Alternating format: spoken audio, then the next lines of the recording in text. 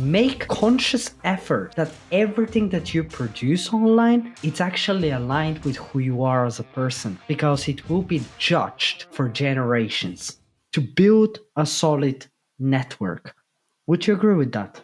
Yeah. I mean, knowing who you want in your network is really important, and also knowing, who is going to be valuable to your network. You mentioned a really important point before when it came to like what you want to speak about online, and it's important to understand that people are like we are driven by our own self-interest. That's kind of how we operate as people. We're very selfish, whether or not we choose to be open about that or not. It's just part of human psychology that we will only do what benefits us most. And so understanding where you want to go in life and who has the necessary skills and knowledge that can help you get to where you want to be in life is really important. So identify those people. If you look at your business, or if you look at what you're doing in life now, for those who don't have a business, and say, well, I need this, this, and this in order to improve, then go find those people and start to give them something that they would find valuable in order to catch those people's attention. We've always got to understand that, again, appealing to people's own self-interest. What do I, as a person, have to give this person of value that will benefit their life in order for them to entertain me for 5 seconds? Okay. And then you've got to build on that, because that's really all you're looking for, is that first 5 seconds to give them an introduction. And from there, you're going to have to continue to add that value. So, that is how I would start to build my network, is understanding how can I be of value to others. How about you, Alek? What would be some of your advice that you would give when it comes to building a Showing network? interest makes you more interesting, because the majority of people, they're so self-centered that they only speak about themselves, and they never even care to ask the questions about the other person and finding what drives and what needs the other person has. So that is at the core of everything.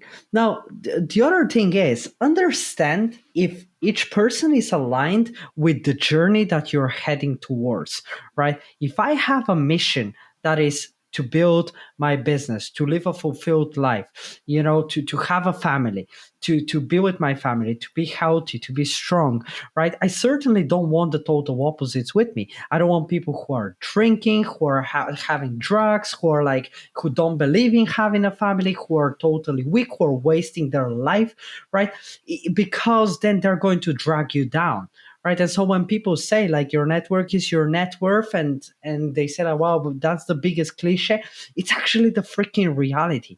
It's like more important than everything else is who you know. Okay. I know people in my life that they have almost no skills, they don't have anything, but they have one thing in particular, and is they're freaking amazing with people.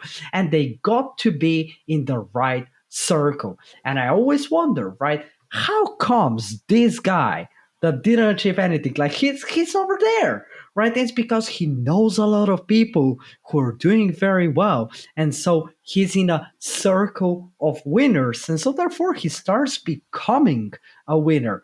But if you surround yourself with people who are negative, with people who do not share your mission, with people who do not share your vision, and most importantly, your values, they're going to end up dragging you down.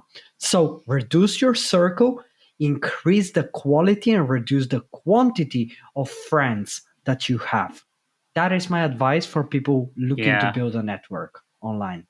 Absolutely, and I think what you mentioned, there's a powerful quote that I heard before. I can't remember who mentioned it, so full credit if they hear this, that it's yours. But you become the average of the 5 people you spend the most amount of time with, and understanding that, it really says a lot about where you want to go in life. If you become the average of the 5 people you spend the most amount of time with, who are those 5 people that you're going to introduce into your circle so that you can become the average of that? You got to set the bar pretty high if you want to become okay at Yeah, what they do. totally. And I was just thinking about that exact same quote. So we're on the same wavelength. I again, I don't know who said it, Yeah. but it's quite right. This is quite accurate.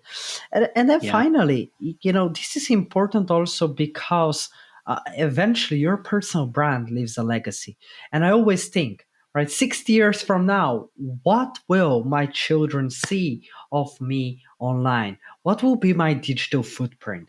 So when you think about your personal brand, think about the digital footprint, your digital legacy that you're leaving behind. For me, that is a massive driver for me to produce exceptional quality, but also to stay authentic to who I am.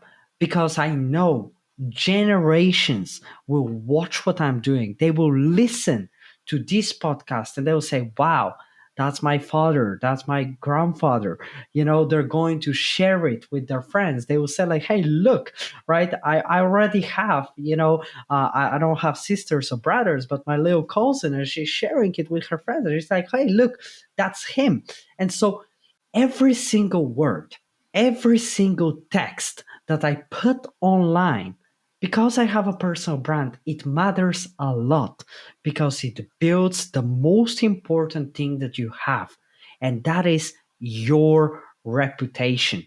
And so make conscious effort that everything that you produce online, it's actually aligned with who you are as a person, because it will be judged for generations.